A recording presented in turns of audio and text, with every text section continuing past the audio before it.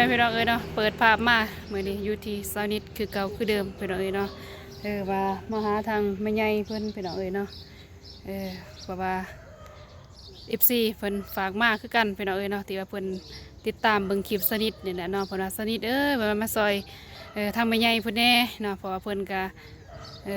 บ่มีไผอยู่นํพี่น้องเอ้ยเนาะอยู่นำกัน2 คนไม่รู้เนาะแต่ก็เรื่องนั้นก็สนิทกับสิเขาไปสอบถามทาง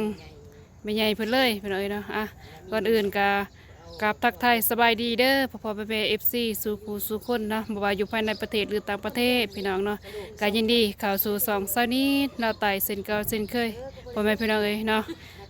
มาพบมาพอกันมื้อนี้นะอยู่บ้านของแม่ใหญ่เพิ่นพี่น้องเอ้ยเนาะแต่ว่าแม่ใหญ่ยังสนิทกับบ่ฮู้บ่ทันได้ไปสอบถามเพิ่นพี่น้องเอ้ยเนาะไปเข้าไปนำกันเลยพี่น้องเอ้ยเนาะแล้วก็อัปเดตทางบ้านเฮือนเพิ่นเลยพี่น้องเนาะโอเคพี่น้องเอ้ยตัดภาพมาที่บ้านหรือว่าเฮือนของแม่ใหญ่เพิ่นพี่น้องเอ้ยเนาะจนนั้นจังสิเข้าไปหาทางแม่ใหญ่เพิ่นเลยพี่น้องเนาะทางนี้ก็เป็นบ้านเป็นเฮือนเพิ่นเนาะพี่น้องเอ้ยเนาะทางนี้ก็เป็นเฮือนครัวเฮือนซ่านเพิ่นนี่แหละพี่น้องสบายดีเด้อไปจังไรล่ะฮะมาต้องงัวได้กล้องอีกแล้วพี่น้องเอ้ย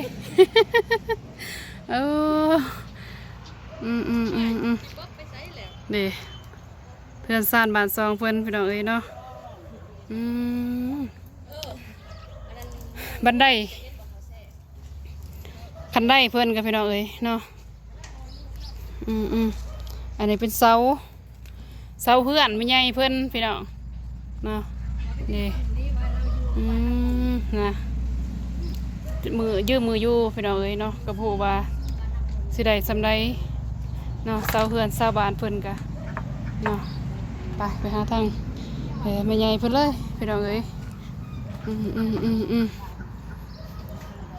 มาอัปเดตให้พี่ให้น้องเบิ่งเลยพี่น้องเด้แม่ใหญ่เพิ่นกำลังทำอะไรพี่น้องเนาะ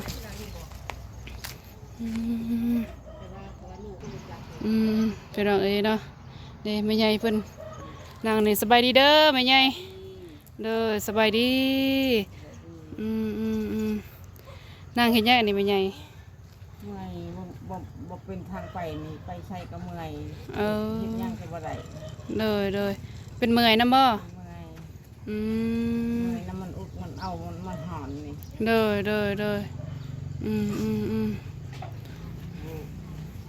อยู่แบบตามสบายรถแม่ใหญ่เอ้ยเนาะเลยสนิทกับว่าสิมาหาแต่เคสก่อนอะไรพี่น้องเอ้ยมาหาเพิ่นเนาะแม่ใหญ่เนี่ยอายุจักปีแหละ70บ่79 ปีเลยขอโทษเด้อแม่ใหญ่สื่อจังไดเนาะตุ่นแม่ใหญ่ตุ่นเลยFC เพิ่นบอกมาว่าแม่อยู่เฮือนอยู่2 คนบ่กับลูกสาวค่ะ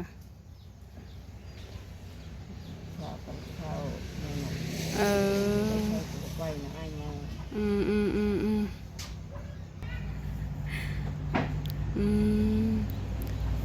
อยู่นำกัน2 คนบ่เลย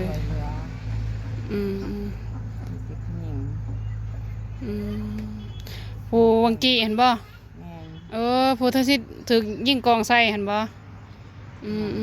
เลย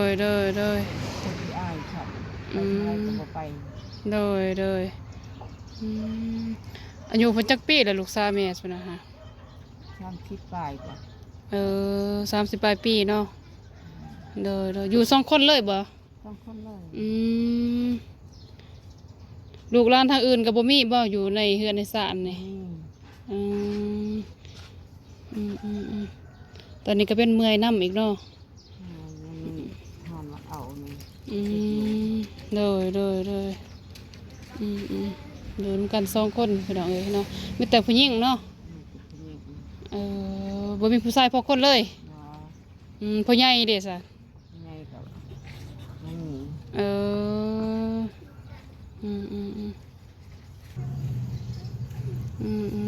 พ่อใหญ่เพิ่นบ่อยู่แล้วบ่พวกเด็กนี้ยังไม่หน่อย อืม ยังมาแต่ผลมาถึง เลยอยู่แบบลำพังเลยหรือเนาะเออพ่อใหญ่เพิ่นก็เสียโตเนาะจักปีแหละ ที่นั่นแหละมันได้10 ปีปลายชาวปีจับ อื ซึ่ง ม ทุกนิดหน่อยนี่อย่างนี้ไปเขาทำ เออ อันนี้6 ปี เลยก็อยู่ตามลำพังโดยตลอดเนาะอืมคันว่าแล้วก็เลี้ยงลูกสาวหรือว่าลูกสาวก็เลี้ยงแม่ใหญ่เบิ่งกัน2 คน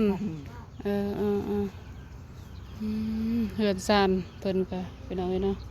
ข้าวน้ำทำป้าแม่ใหญ่ก็พออยู่พอกินอยู่บ่ ที่นี่ชื่ออะไรเขาเนี่ย เออก ลายเป็นชื่อคุปปี้ เลย มันจะได้เห็ดหน้าเห็ดให้จ้ะ บ่มีข้าวให้บ่มีหน้าบ่มีหยังบ่ หน้ากับเขาก่อน อืม น้ำข้าว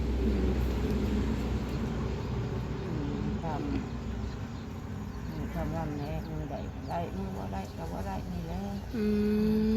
หาเงินหาคำหั่นบ่ รับจ้างรับใบน้ำหวานน้ำเมืองนั่นแหละ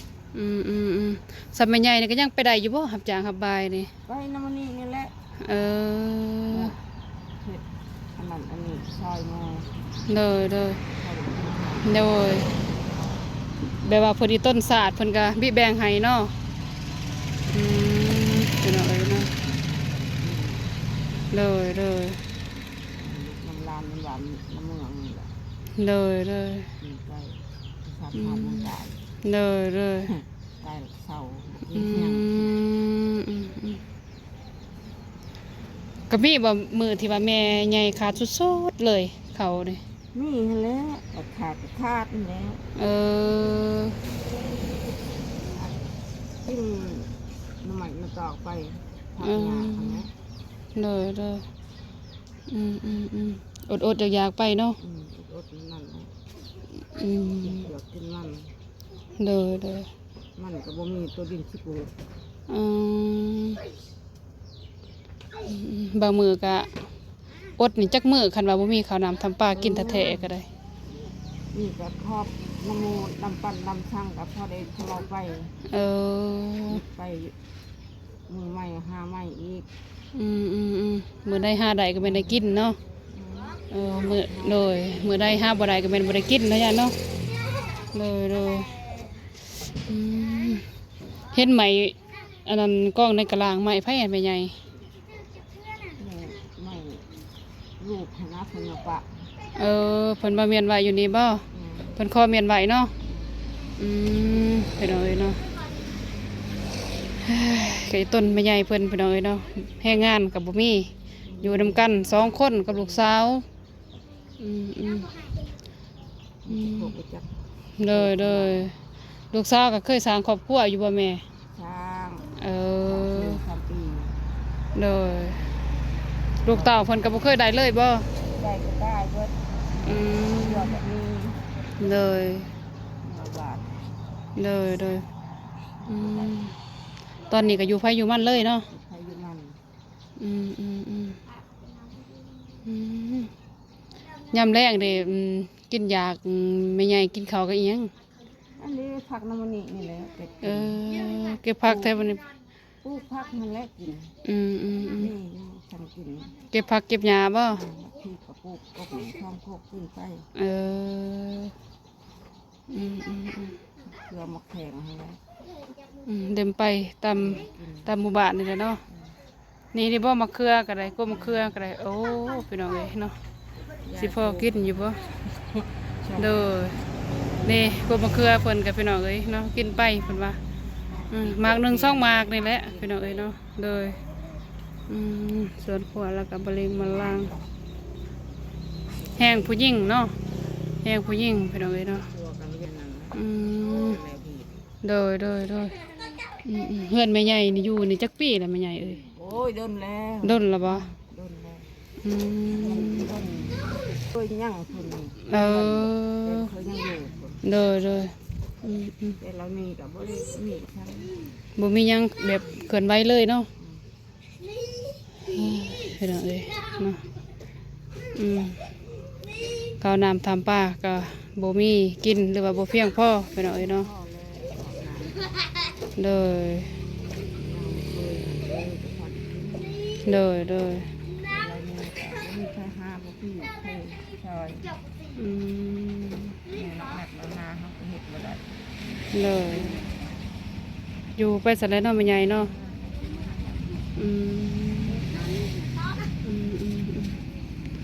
แม่ใหญ่ก็เคยกินอยู่บ่อาหารแบบแซ่บๆน้ำหมูนี่ ก็เวลาไปงานมงหันพาไปกิน เลย นั่นแหละจะได้กิน เลย ฉันอยู่กับตัวเองบ่ได้กินจักเทื่อ กินแต่แจวกินแต่ผักเนาะ เจ็ดพัก ไอ้ต้นพ่นพี่น้องเอ้ยเนาะเคยไปหับจ้างหับบายมื้อว่าแม่ก็ได้ ยังหนุ่มหน่อยวังหันก็เด็กรับจากเดี๋ยวนี้หันไปบ่ได้แล้ว เมื่อยเด้อเนาะ หมดบ่มีแห้งเลย อาศัยแต่ทั้งลูกสาวผู้เมื่อกี้แล้วเนาะแม่ใหญ่เนาะ ผู้นั้นก็บ่เป็นตาเรื่องนะไปทางใดกันอ้ายไปทางใดกันอ้าย เลยบ่มีบนเพิ่งบนอื่น เขาจะปลาหางอนตัวเดียว ถอดแต่เขาหาปลาหาหยังเนาะไปหน่อย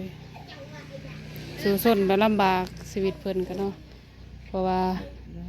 โดยพ่อใหญ่เพิ่นก็บ่ได้อยู่จะเข้า20กว่าปีแล้วเนาะโดยโอเคเพราะว่าสนิทกับได้เครือมาหรือว่าติดเอามาในรถแน่แล้วก็สิมาให้ทางแม่ใหญ่เด้อเลยเพราะว่าทางแม่เพิ่นก็แม่ใหญ่ก็บ่ได้มีอีหยังในการที่ว่ากินยาไปแดกเป็นนัวก็เพื่อสิได้กินก็บ่เป็นของคอยเนาะแม่ใหญ่เนาะเด้อขาดๆเคินๆเพิ่นก็พี่น้องเอ้ยเนาะสนิทก็ไปเอา ถุงยางสีบก่อนพี่น้องเอ้ยให้ทางแม่ใหญ่เพิ่นเนาะเพราะว่าสิต้นสงสารเพิ่นเนาะเพิ่นก็บ่มีหยัง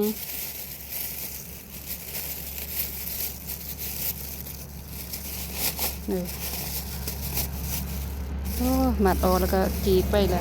ถุงนี่ก็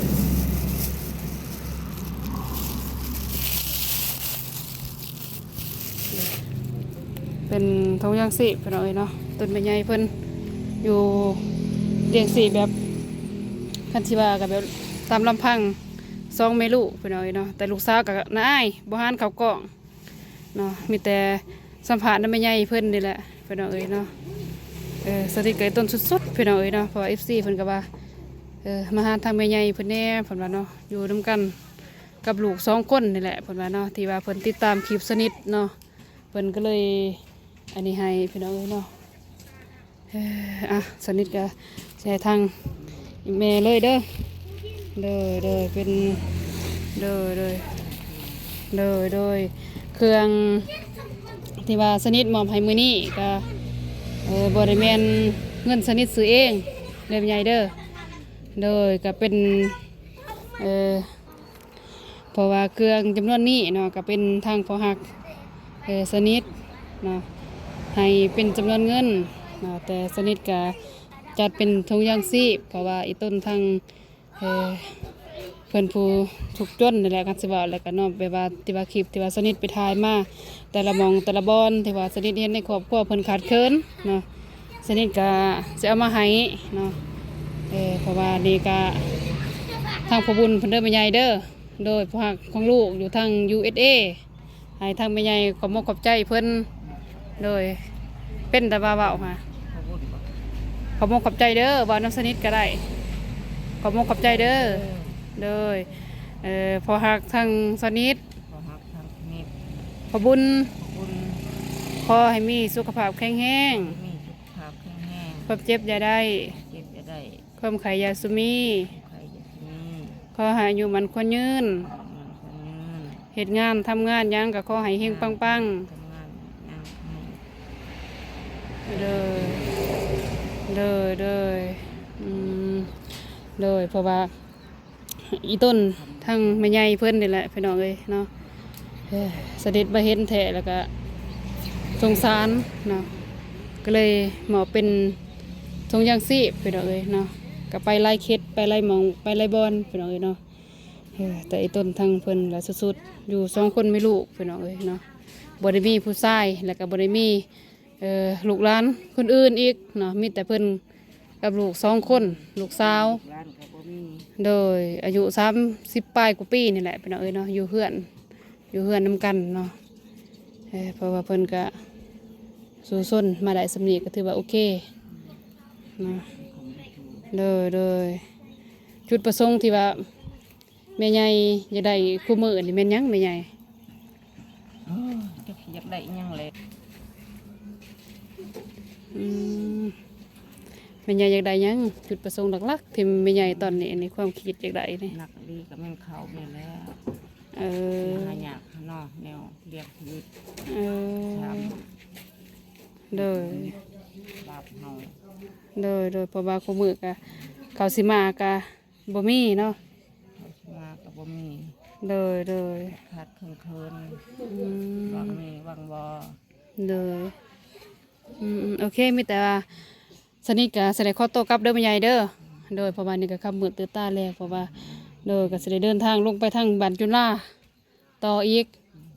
โดยก็ขอบคุณขอบใจเด้อทางแม่ใหญ่ ใช่ โดยก็ให้มีสุขภาพแข็งแรงเป็นน้ำโพมใส่ให้ลูกให้หล้านนี่แหละโดยโอเคพ่อแม่พี่น้องเอ้ยเนาะตอนนี้สนิทก็ได้มาหาทางแม่ใหญ่เพิ่นแม่ใหญ่ตุ้นพี่น้องเอ้ยเนาะอยู่บ้านจักรรมนี่แหละเพราะว่าFCเพิ่นแนะนำให้มาหาทางแม่ใหญ่เพิ่นแน่ว่าเนาะเพิ่นก็อยู่ตามลำพัง2คนไม่ลูกพี่น้องเอ้ยเนาะบ่ได้มีท่าแฮงหยังมากมายเนาะผู้ชายก็บ่ได้มีในครอบครัวเพิ่นพี่น้องเอ้ยเนาะสู่ซนมีแต่ผู้หญิงล้วนๆเนาะโอเคพ่อแม่พี่น้องเอ้ยเนาะตอนนี้ก็คำมืดตื่นตาแล้วพี่น้องเอ้ยเนาะสนิทก็สิได้ขอโตวเนาะกลับก่อนพี่น้องเอ้ยเนาะก่อนอื่นก็ขอบคุณขอบใจเด้อพ่อแม่